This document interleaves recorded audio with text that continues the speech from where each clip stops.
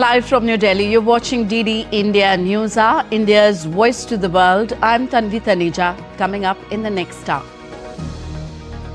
Prime Minister Narendra Modi addresses Ethiopian Parliament, calls for collaboration as equals to realize the developmental goals of the Global South.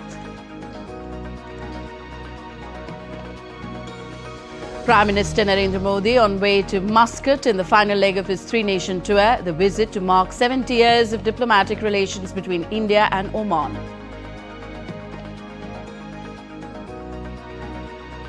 Australia's Prime Minister Anthony Albanese vows to eradicate anti-Semitism, pledges legislative changes in gun reforms as funerals of Jewish victims of the Bondi beach attack begin. Global crude oil prices rise over 1% as US President Donald Trump orders blockade of sanctioned oil tankers leaving and entering Venezuela. And the second WHO Global Summit on Traditional Medicine begins in New Delhi today.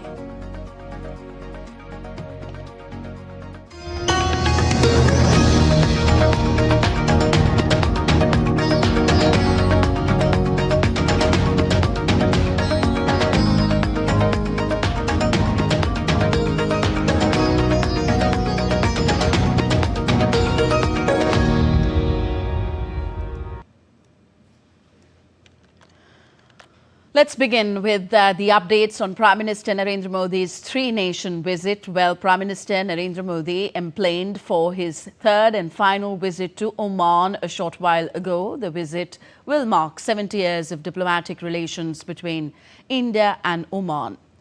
This has come after Prime Minister Modi concluded his productive visit to Ethiopia. So India and Ethiopia strengthened bilateral ties as Prime Minister Narendra Modi met his counterpart Abiy Ahmed Ali. On the second day of his state visit to Ethiopia, Prime Minister Narendra Modi visited the Adwa Victory Memorial in Addis Ababa and laid a wreath to honor the historic triumph of the Ethiopian patriots. The modern memorial, located in the bustling Piazza district, commemorates the 1896 Battle of Adwa, where Ethiopian forces decisively defeated Italian invaders. The complex features statues, weapons, uniforms and personal artifacts of the patriots alongside conference halls, a multi-purpose building, an amphitheatre and a library.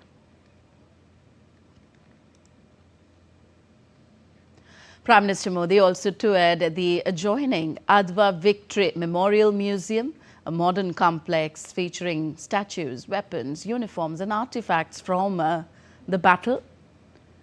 The visit highlights deepening India-Ethiopia ties and shared values of sovereignty.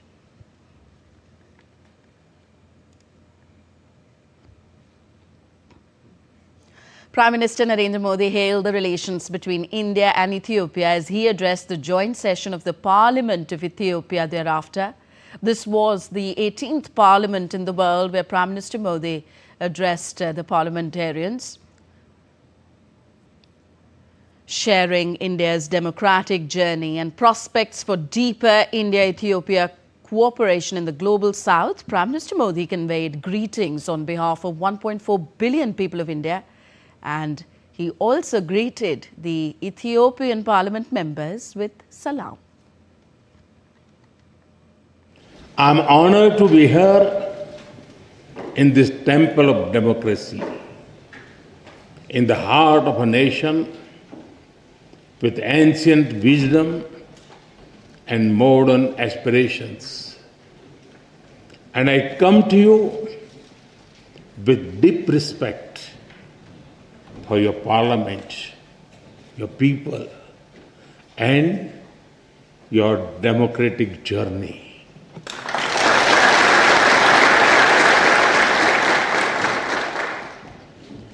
On behalf of the 1.4 billion people of India, I bring greetings of friendship, goodwill, and brotherhood.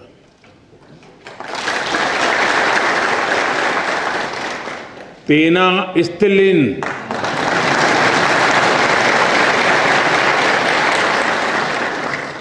Salam.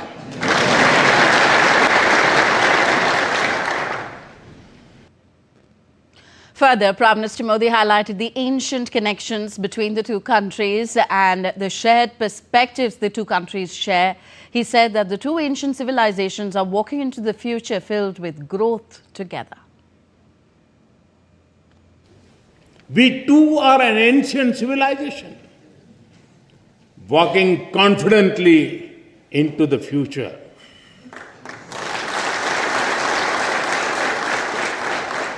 With the call of Sabka Saath, Sabka Vikas, Sabka Vishwas, Sabka Prayas, together for everyone's growth, with everyone's trust and effort. Our emotions for our motherland also reflect our shared perspectives. India's national song, Vande Mataram, and the Ethiopian national anthem, both refer to our land as the mother.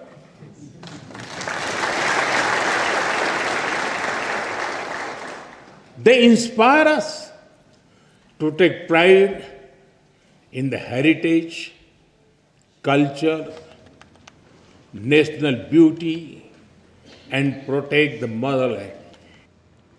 Prime Minister Narendra Modi also stated that India is ready to share its expertise and experience with Ethiopia as the country rolls out Digital Ethiopia Strategy 2025.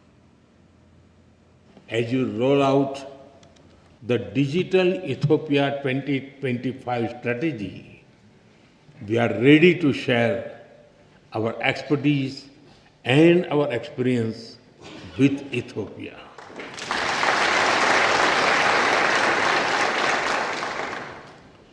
And we are honored that you have picked India as the trusted partner to develop the data center for your foreign ministry.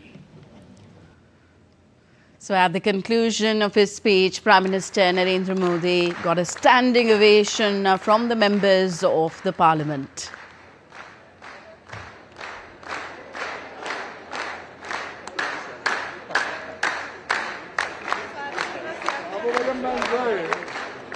So Ethiopian Parliament members greeting Prime Minister Narendra Modi after his very impactful speech in the Parliament.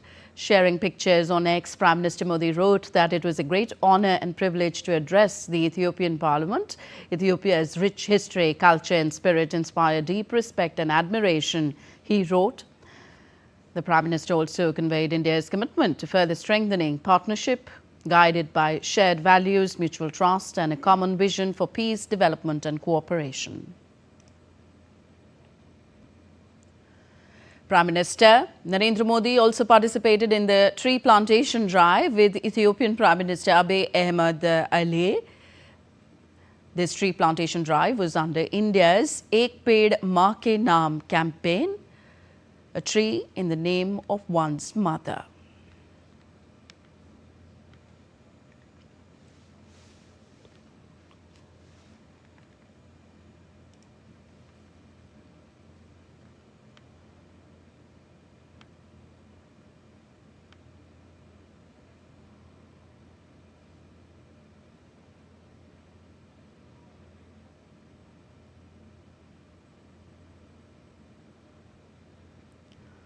Our correspondent Deepika Mehedo, covering Prime Minister Narendra Modi's Ethiopian visit, joins us from Addis Ababa. We also have the pleasure of having with us Ravi Joshi, visiting fellow ORF.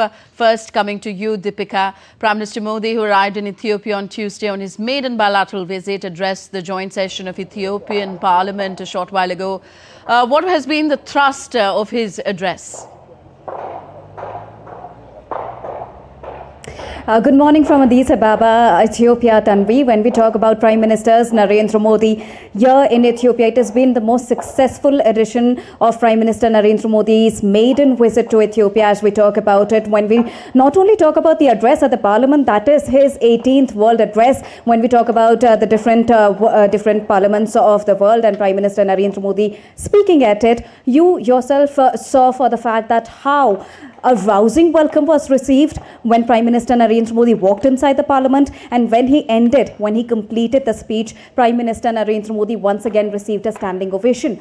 He not only talked about strategic partnership, he not only talked about bolstering a friendship tie into a strategic relationship between India and Ethiopia, he also mentioned the fact that considering the BRICS 2026 summit, considering the fact that Ethiopia became a recent partner of the BRICS summit, and also considering the fact that India was very much vocal in having African Union as a member of the G20 when India was hosting the G20 summit back in New Delhi in the year 2023. Prime Minister Narendra Modi jotted down all the pointers and made it very much evident at the session of the Parliament that how India has always been really vocal, very determined about the South-South cooperation and being a very loud and vocal voice of the global South. So when we talk about his Parliament address and when we talk about the address that he delivered during the bilateral meeting that happened yesterday between both the sides of the government, between India and Ethiopia, Prime Minister Narendra Modi clearly said that this is not just a friendship that we are exploring and we are enjoying between both the countries. This is not only about the cultural exchange, not only about the health diplomacy, the education sector, but it is also about the strategic ties. And further to this, very important, Prime Minister Narendra Modi also thanked Dr. Abiy Ahmed Ali on standing in unison when we talk about India's fight, country's fight against terrorism. So he said that if both the countries come together in unison, we can be a strong voice for the South-South cooperation and we can make ways for further developmental progress. Because you would know that India's path to progress, path to a developed India focus with a vision of 2047 is very much similar to the Africa's roadmap of 2063. So both of them are also focusing on AI, both the countries are also focusing on digital India and digital Africa, because that has also been one of the key MOU that has been signed when we talk about it, and the key MOU also focused on having a data center here in the Africa, and of course the African Union was very vibrantly mentioned. And to give a very quick perspective on this, because we also have to talk about the trade relations here. We have with us Mr. Rajiv, who is the co-convener of the Indian community here in Ethiopia. Mr. Rajiv, the 2-day successful visit of Prime Minister Narendra Modi concluded very successfully. How do you look at Prime Minister Narendra Modi's visit to Ethiopia, and how is it going to further bolster the relationship, especially when we talk about trade ties? Thank you so much, Deepika. As you know, Pradhan Mantri Modi ji is such a popular leader, and he is not only popular in other countries in the world, but he is very popular in Ethiopia. So when I see this visit, Ethiopian government, Ethiopian people, they are all delighted, and Indian community in Ethiopia, they got the chance to welcome Prime Minister Modi ji. They are really very, very happy. When it comes to the economic ties, as you know, that you must have seen in this visit that our historical ties, our cultural ties are very, very strong. And economical ties nowadays are the most important ties which every country is looking forward, even Ethiopia. So in this visit, I think the Prime Minister Modi and Prime Minister Dr. Abiy Ahmed, they discussed a lot on all the factors, and we see in the coming days our economic ties will be more strong and more investments can come to Ethiopia, and our relations will be stronger day by day. Definitely, as you heard from Mr. Rajiv also, this is when we talk about the elevation to the strategic ties there, Tanvi. Okay, thank you very much, Deepika. So as we stay on the symbolism of Prime Minister Modi's visit to Ethiopia, we now get you visuals where Prime Minister Modi was driven to the airport by Ethiopian Prime Minister I beg your pardon, Abiy Ahmed Ali, who came to see him off. So coming to you, Ravi Joshi ji, the Ethiopian Prime Minister personally receiving Prime Minister Narendra Modi at the airport. He then drove Prime Minister Modi to his hotel. He drove Prime Minister Narendra Modi to the airport as well. And of course, Ethiopia bestowing its highest honor, the great honor Nishan of Ethiopia on Prime Minister Modi. what does all this tell us about India's international stature under Prime Minister Narendra Modi's leadership? Well, now looking at the visuals of Prime Minister Abiy Ahmed driving our Prime Minister to the airport, it is becoming very clear. I mean, there's an extraordinary chemistry between the two leaders, and now it is becoming increasingly a sine qua non of establishment of a great relationship that they go in the same car, which was started by President Putin in the Shanghai Cooperation Organization meeting. Okay. And since then, Prime Minister Modi also went to the airport and took President Putin in his car. So now, what is now very clear is that Prime Minister Modi has a knack for establishing direct chemistry, an extraordinary chemistry between himself and the leaders of the world, which we saw in the past, Yes. whether it was with Barack Obama, with President Trump in his first term, or Macron, with so many leaders. Yes, even Jordan's Crown Prince Al Hussein bin Abdullah II drove Prime Right. Minister Narendra Modi. Yes. Right. So, now talking about the bilateral relationship between Ethiopia and India, what is important is, our trade is actually not a very big amount. It's only $4 billion. And there is enormous scope for improvement and enhancement in our trade relationship and investment. And what Ethiopia is looking at is investment in the sector of pharmaceuticals, agro-processing industry, and also mining industry. Ethiopia has enormous amount of very critical minerals and rare earth materials and gold mines in its country, in which India can really play a very important role in encouraging a mining industry in Ethiopia and building up a solid mineral resource. If you remember in the G20 summit, which was held in Joburg a few months ago in September, Prime Minister Modi spoke about a depository of critical mineral circularity.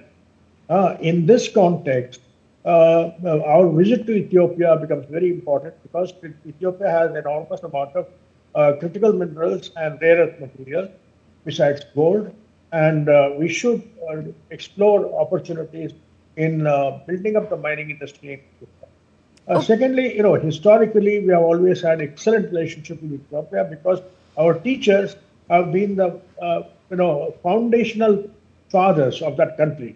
Even Haile Selassie of Ethiopia, the rulers of Ethiopia, several of them have been taught by Indian teachers. And the Ethiopians remember all across the board, whether it is VIPs or the royal family or the common man, they all remember India as great teachers. And that reputation has stood us in good stead.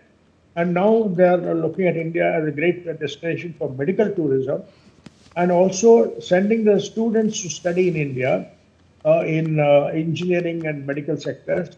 And here our iTech scheme has extended the number of slots to Ethiopian students. We are doing that with Jordan and Ethiopia. We are increasing the number of opportunities for their respective students to come and study here. So it's a very positive and warm relationship in a very important corner of Africa. Ethiopia has an important geographical location. In the Horn of Africa, Ethiopia is one country. Secondly, Ethiopia is the headquarters of the African Union. Addis Ababa is the headquarters of the African Union. Actually, I'm surprised that Prime Minister Modi did not go to the headquarters of the African Union and address the African Union Council because he recently introduced the African Union as a member state in the G20 summit. So India has been playing a very positive, proactive role in bringing Africa and African Union and African countries onto the global stage and showing our solidarity with the global South. So therefore, all these relations are extremely important for us. It is not that we are competing with China in building up bridges with African countries. We have our own equation and our own age-old relationship built on trust and goodwill, which is far more important than this building ports and roads and all that infrastructure, which China does in some of the poor countries, which then end up in a debt trap. We are not in that kind of situation. we are respected. We have an excellent reputation, and we are treated with great friendliness among the people of Africa. And Prime Minister Modi, of course, has endeared himself to so many African leaders. They're all, in competition with one another in giving him the highest honor of their country. Yes. Yes, so Yes. that is very clear. Yes, of course, there have been important agreements signed, one on cooperation and mutual administrative assistance in custom matters, then an MOU to establish a data center at Ethiopia's Ministry of Foreign Affairs, and implementing arrangement for UN peacekeeping operations training. Tell us the significance of all these agreements. The defense cooperation between Ethiopia and India actually goes back to 1956. We set up something called the Harar Military Academy in Ethiopia, and we have been training the military personnel for nearly 4 or 5 decades. And it's an age-old relationship. It's a very solid relationship. And we have been we are involved in capacity building of Ethiopians. And these agreements are actually, administrative assistance in customs matters, again, a capacity building notion, is a capacity building exercise. So in all these countries, India and Indian administrative system and Indian bureaucracy is regarded very highly, and they want to be trained. For instance, our Ministry of External Affairs has a training school where we are routinely training hundreds of young men who are in their foreign service in our training institutions from all these global southern countries. And Yes. they look forward to come to Delhi and in fact and get trained by us. And even the ORF also does some training modules for African diplomats. So we have been doing that for a long time, and it's something which is very much treasured and valued by these African countries. All So right. these MOUs are very important. Okay, I request you, Ravi Joshi ji, to stay with us as we now shift focus to Oman, back to West Asia, where Prime Minister Narendra Modi is en route to. This is part of his 3-nation West Asia and Africa tour. Well, Oman is a strategically located Gulf nation connected by water from India's western shores. DD India's Gautam Roy sent us a report from Oman's capital, Muscat, about India-Oman relations and the prospects for their growth at a landmark juncture of ties.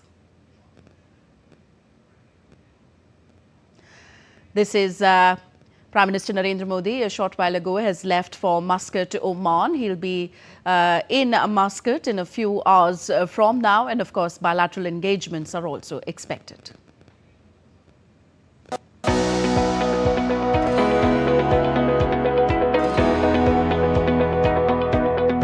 The Southeast Arabian nation of Oman in West Asia borders Saudi Arabia, the UAE and Yemen, and faces the Arabian Sea to the southeast.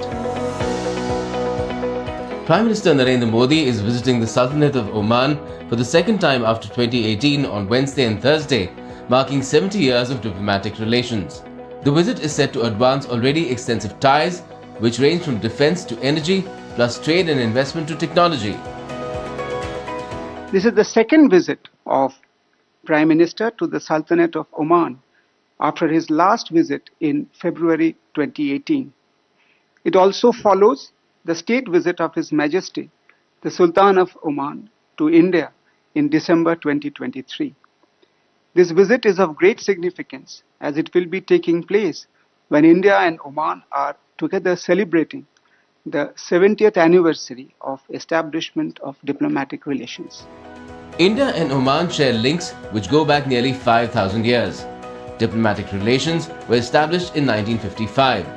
Relations were elevated to a strategic partnership in 2008. Oman's ruler, Sultan Haitham bin Tariq, paid a state visit to India in December 2023. Oman is India's closest defense partner in the Gulf. It's the only GCC nation with which India conducts tri-service joint exercises. Bilateral trade reached $10.61 billion in FY 2024-25. Over 6,000 Indian-Oman joint ventures are present in Oman, adding $7.5 billion to its economy. Oman's FDI equity inflow into India totaled $605.57 million between the years 2000 to 2025.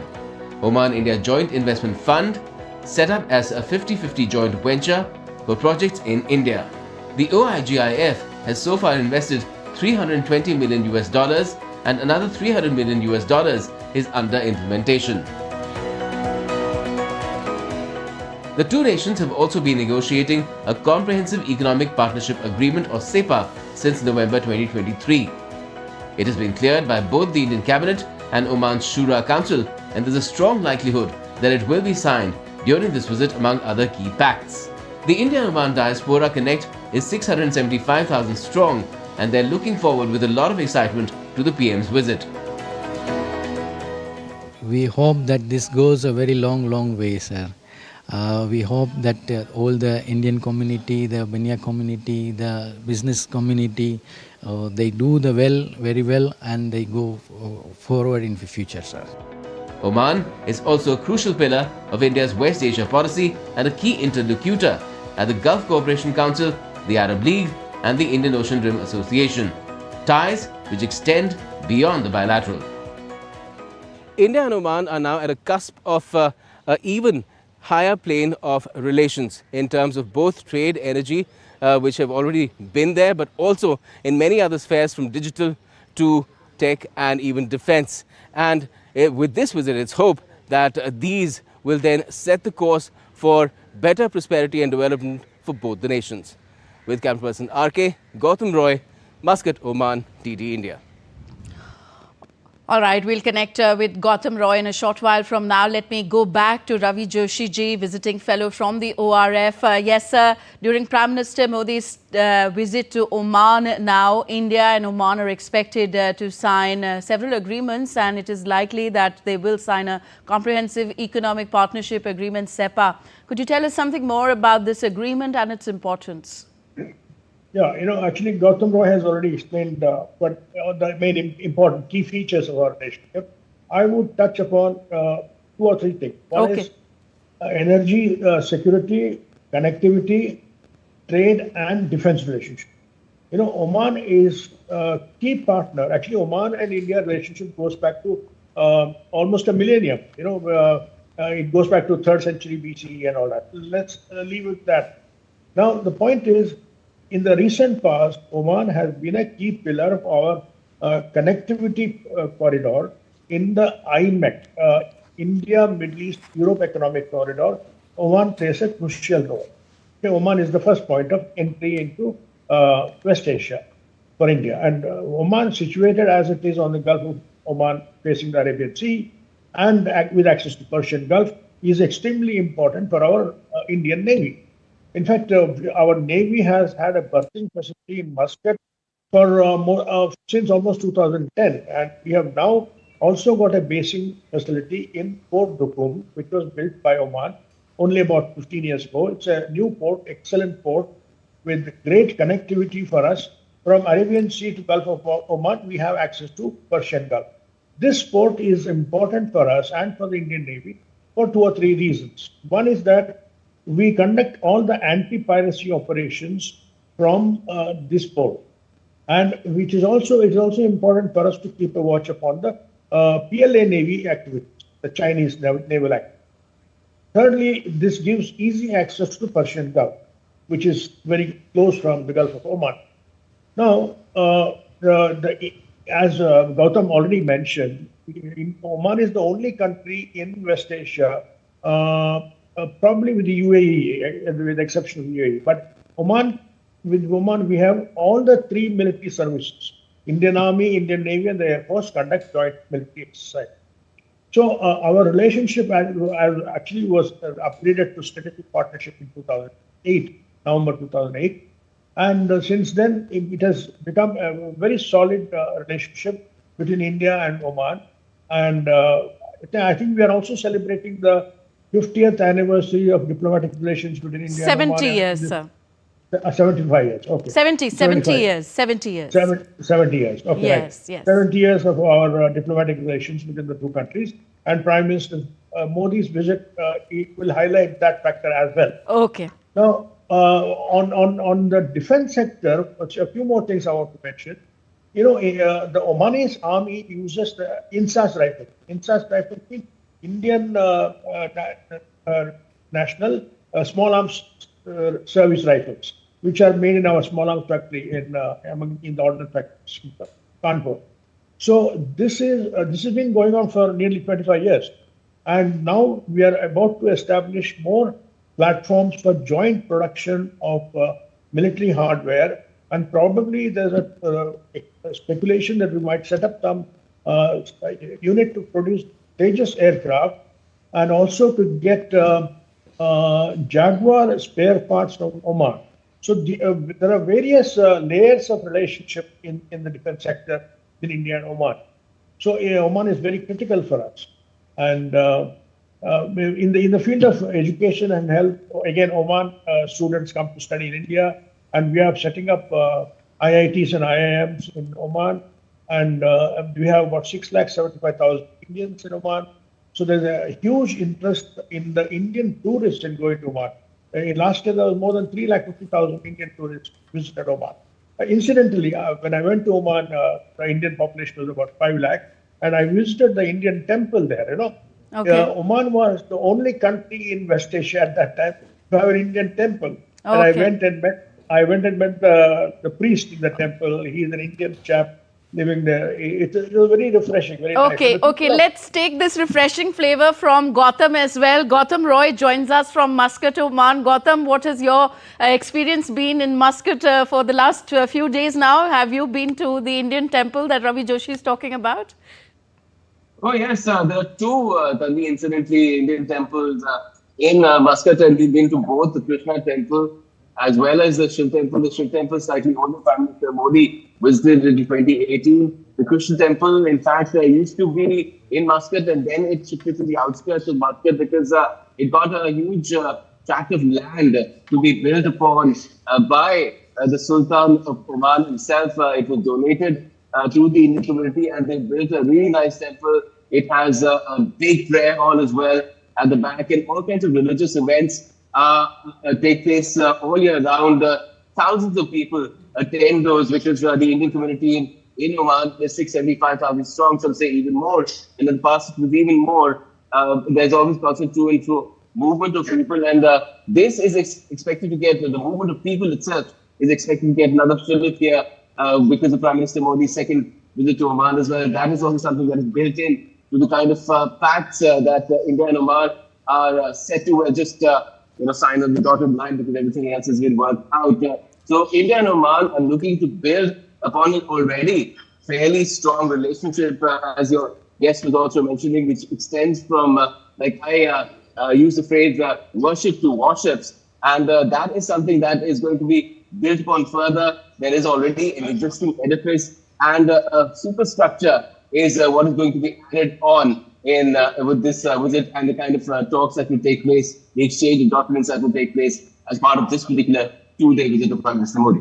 Yes, final leg of Prime Minister's three-nation tour. I would like to thank both of you gentlemen. Ravi Joshi ji, thank you very much for explaining in great depth India-Oman relationship, and of course India-Ethiopia partnership. Thank you very much, Gautam Roy. We look forward to connecting with you in our later bulletins. Thank you.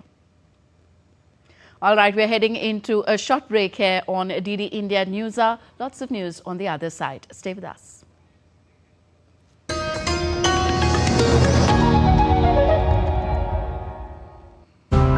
For sustainability to become more than just a statement, it needs to be practical and seamlessly fit into our lives. If we are thinking about a net zero economy, and obviously automobile sector is at the center of this transformation.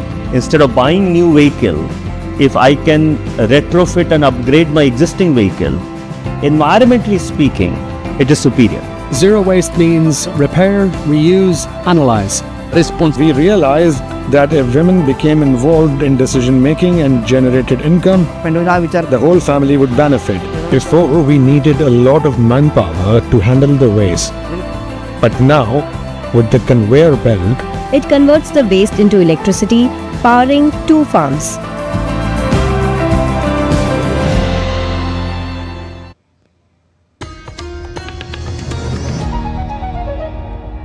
Thank Thank you for staying with us on DD India Newshour. I am Tanvi Taneja. On to Australia now. Days after the country's deadliest mass shooting in 3 decades, the leader of the Australian state of New South Wales, Chris Minns, is set to recall Parliament next week to pass wide-ranging reforms of guns and protest laws.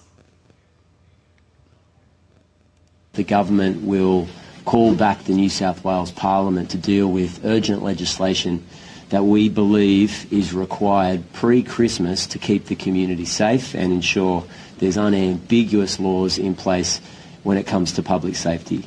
Firstly, in relation to firearms legislation in the state, we are proposing a bill which hasn't been finally drafted, but we will share with the opposition as soon as possible to cap the number of firearms.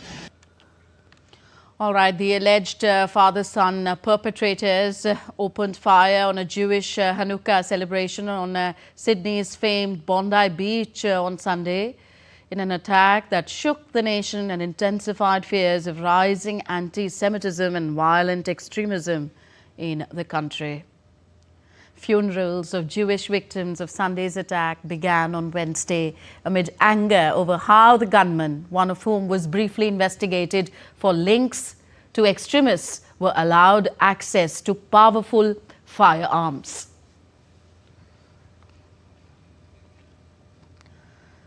So let's talk a little bit about Australia's gun laws. Well, Australia implemented tough gun laws after the 1996 mass shooting, killing 35 people. Then those included mandatory licensing, background checks and registration of every firearm.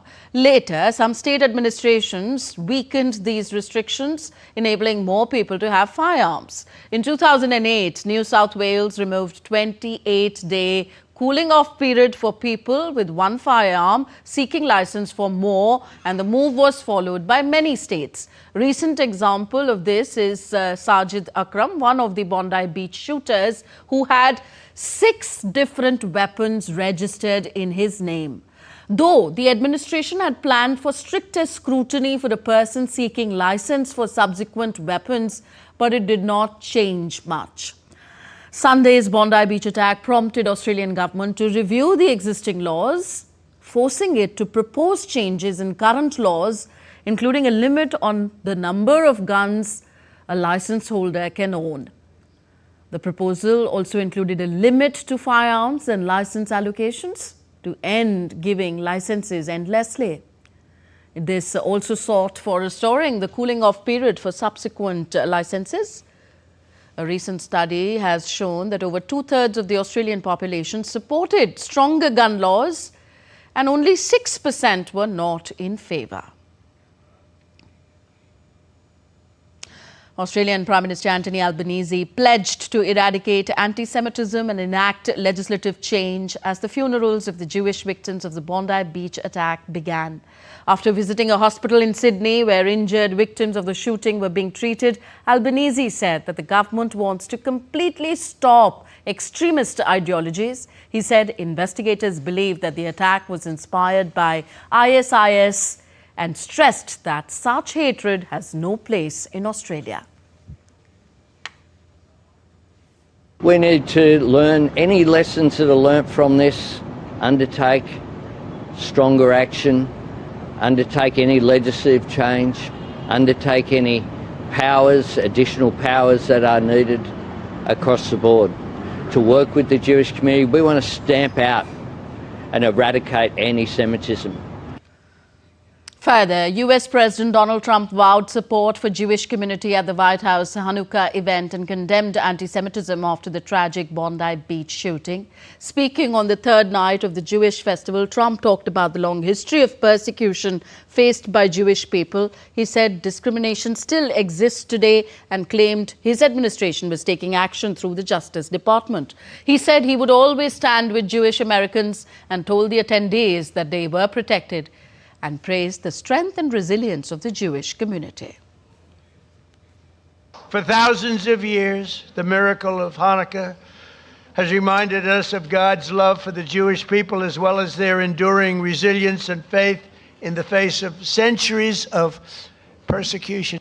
Let me take a moment to send the love and prayers to our entire nation, to the people of Australia, and especially all those affected by the horrific and anti-Semitic terrorist attack. All nations must stand together against the evil forces of radical Islamic terrorism, and we're doing that.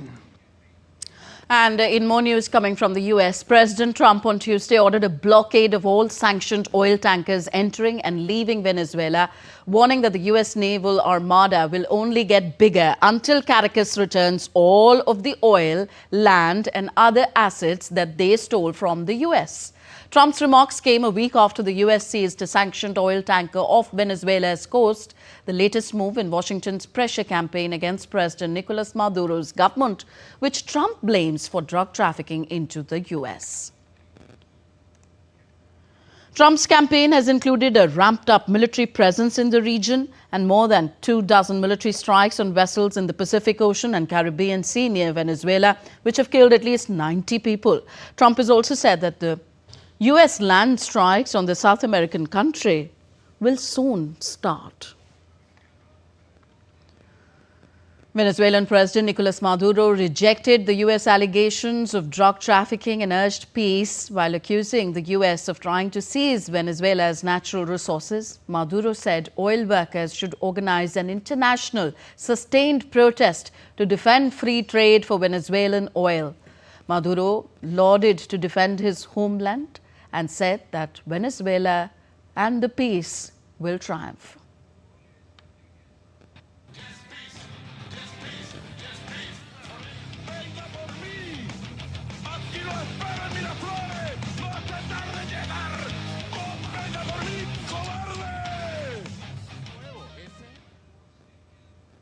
US President Donald Trump on Tuesday widened a full travel ban, barring citizens from 7 more countries, including Syria, from entering the United States. The White House said Trump signed a proclamation tightening entry rules for countries judged to have serious shortcomings in screening, vetting and information sharing, citing national security and public safety concerns. The expanded ban applies to nationals of Burkina Faso, Mali, Niger, South Sudan, Syria, as well as people travelling on Palestinian Authority-issued documents. Laos and Sierra Leone, previously under partial restrictions, are now subject to a complete ban. The measures are set to take effect on January the 1st. The administration said that the decision reflects efforts to prevent individuals considered potential threats from entering the country and to safeguard US institutions and values. The move comes amid Trump's increasingly hardline stance on immigration and follows recent security incidents abroad. Some countries earlier targeted, including Turkmenistan, were removed but will still face limited visa access. More news from the US. Providence Police released new video footage of a person of interest in the Brown University shooting that had killed 2 people recently. Police asked nearby residents to review home and vehicle camera footage from the past week and share anything that may help identify the suspect. Police said the video footage captured near campus shows the individual before and after the shooting, but investigators have not yet identified the person of interest or confirmed any connection of his to Brown University. They added that witness descriptions were limited due to chaos at the scene. The mass shooting, latest of almost 400 incidents in the US this year, as per the Gun Violence Archive, deeply affected the community at one of the nation's oldest universities. Back to Asia, Thailand on Tuesday said that Cambodia must be the first to announce a truce to halt fighting between the 2 nations after more than a week of deadly clashes in a reignited border conflict. Thailand's Foreign Ministry spokeswoman Marathi Nalita Andamo stated that since Cambodia is the aggressor on Thai territory, it must announce a ceasefire first and cooperate sincerely in border demining efforts. Cambodian Prime Minister Hun Manet expressed support for a Malaysia-led ASEAN ceasefire initiative with the involvement of the US, but fighting has continued daily across 7 provinces on both sides, and Bangkok denied claims of a truce. Each side has blamed the other for instigating the clashes, claiming self-defense and trading accusations of attacks on civilians. Officials stated that renewed fighting between the Southeast Asian neighbors this month has killed at least 34 people and displaced around 800,000. Still to come on DD India Newshour. India's homebound advances in the Oscars race. In sports, India takes on South Africa in the 4th T20 match in Lucknow today with an aim to seal the 5-match series. And an illuminated Christmas train carries family dreams in Bogota. All that and more on the other side.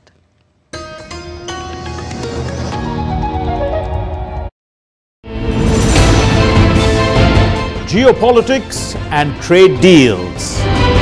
Economic challenges amid development. Hard work and the path to prosperity. It's the economy always. Between walkers, money is what money does and says. Supply creates its own demand. Between the bulls pulls and bears tears. When supply chains globalization and India rises to the podium. We'll get you centered with the economic brief at 8 p.m. every Thursday on DD India.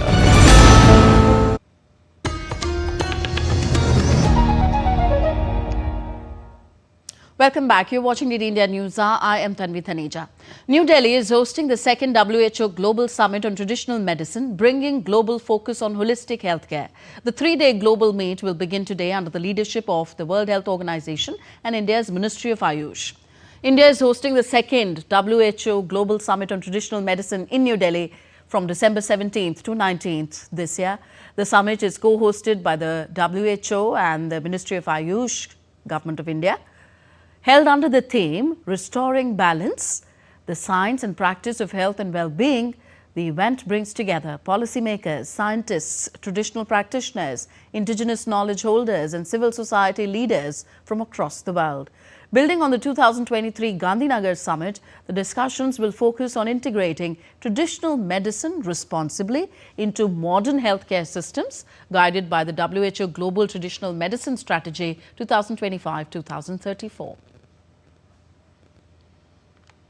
And in some entertainment news now, Indian director Neeraj Ghaiwan's film Homebound has moved to the next stage of voting for the International Feature Film category at the 98th Academy Awards. The announcement places India's official entry among 15 films that remain in contention for the final nominations for Oscars 2026.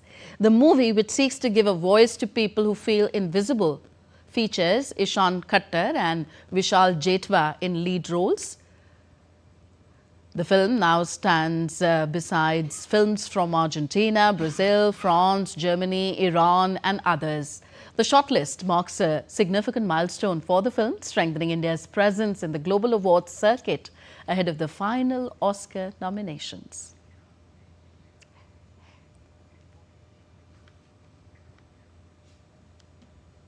You're watching DD India News. Our time now for some sporting action.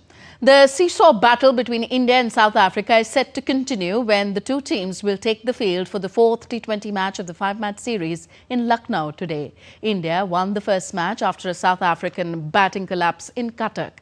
The visitors then fought back and returned the favour by winning the 2nd T20 in Mullanpur before once again Indian bowlers made Proteas batters look clueless in Dharamshala to take a 2-1 lead in the series. The men in blue will hope to win the match and take an unassailable 3-1 lead in the series before the final match.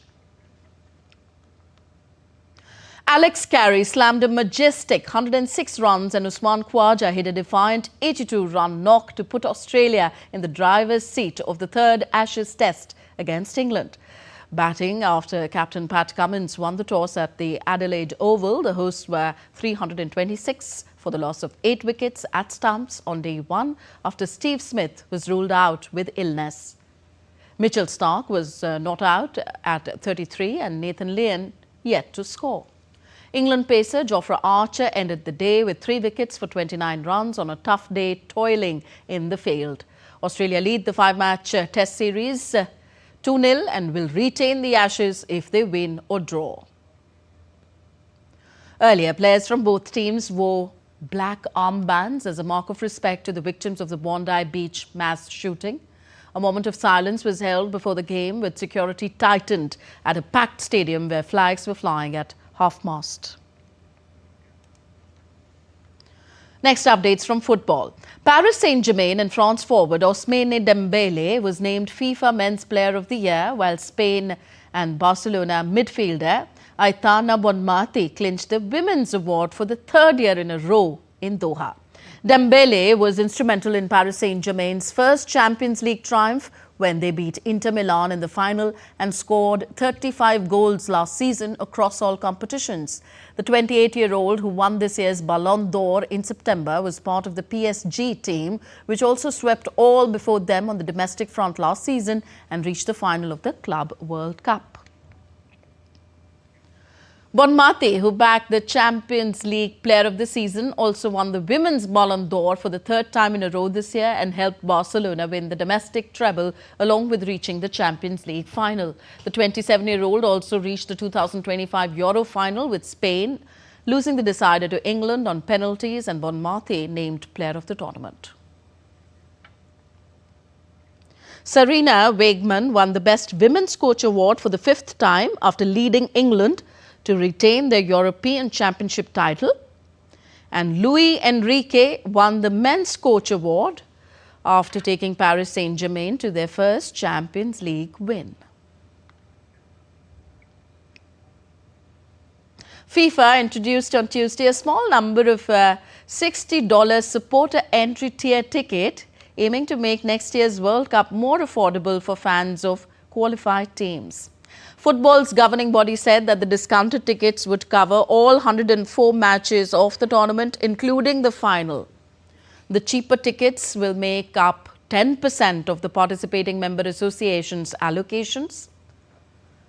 The PMAs, which represent competing national teams and manage dedicated fan ticketing programs, will handle the ticket allocation process.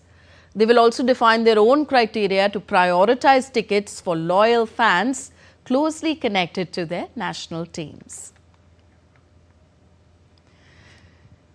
And as we wind up this edition of DD India Newshour, let's bring you some Christmas spirit. Colombia's capital, Bogota, opened a train, one of the season's highlights. Each night, this illuminated train runs its Christmas route from Bogota to Chia town, where passengers enjoy a spectacular fireworks show.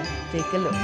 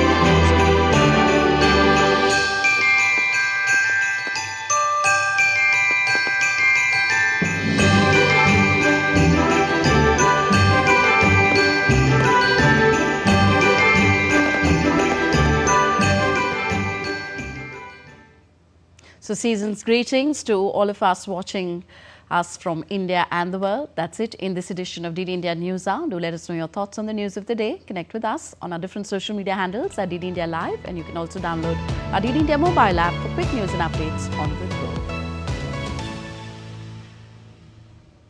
We'll be back with more news as it breaks here on DD India. I'm Tanvi Taneja from all of us here in New Delhi. Thank you for watching. Namaskar.